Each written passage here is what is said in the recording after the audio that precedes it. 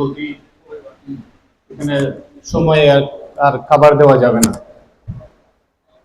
হুজুর সাল্লাল্লাহু আলাইহি সাল্লাম যখন মা আমেনার রেহেমে উদরে ছিলেন, উনি যদি কোনো খাটার মধ্যে পা রাখতেন, ওই খাটাটা ফুল হয়ে যেত।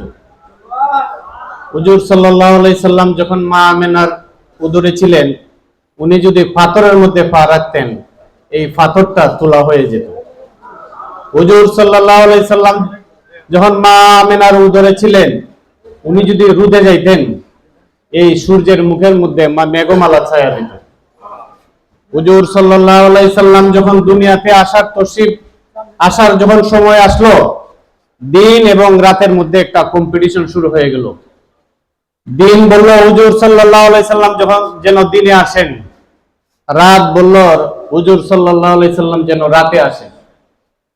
আমার প্যারা নবী সাল্লাল্লাহু আলাইহি সাল্লাম দিন এবং রাতকে খুশি করে সুবে সাদিকের সময় উনি দুনিয়াতে তশরিফ আনেন। আমার প্যারা নবী যখন দুনিয়াতে আসলেন, যেদিন আসলেন সেদিন বাঘে মহিষে একসাথে পানি পান করছে, শুকনা গাছে ফুল ফুটছে, শুকনা স্তনে দুধ আসছে, কুল কায়নাত সেদিন আনন্দে ঈদ উদযাপন করছে। সেই একই ধারাবাহিকতায় এখন বক্তব্য দেওয়ার সময় নাই।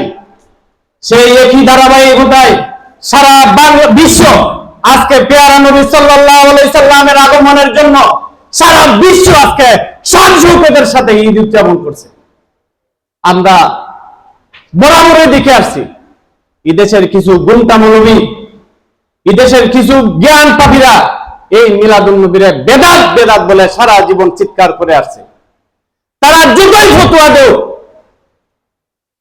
যতই ফতোয়াবাজি করো, কিন্তু এই দেশের সুন্নি জনতার অন্তর থেকে আমার প্রিয় নবী সাল্লাল্লাহু আলাইহি সাল্লামের শান, ইশক এবং মহব্বত যতই ফতোয়া দেও, এদের আমার এই দেশের সুন্নি জনতার অন্তরের মধ্যে আমার প্রিয় নবী সাল্লাল্লাহু আলাইহি সাল্লাম ইশক এবং মহব্বত এটা বাকি থাকবে।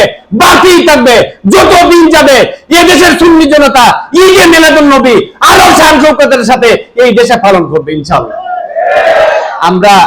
আমরা আহলে সুন্নাত ওয়াল জামাতের উপর বর্তমান সময়ে একটা সদমা চলছে। আমাদের ঈমানি কিছু নিদর্শন, আহলে সুন্নাত ওয়াল জামাতের কিছু নিদর্শন, আমাদের কিছু মাজার পর্যন্ত তারা ভেঙ্গে চুরমার করে দিতেছে। আমার মনে হয় আমাদের আর বসে থাকার সময় নাই। আমাদের আর কি মুর্শিদ কি দল আমাদের বসার সময় নাই।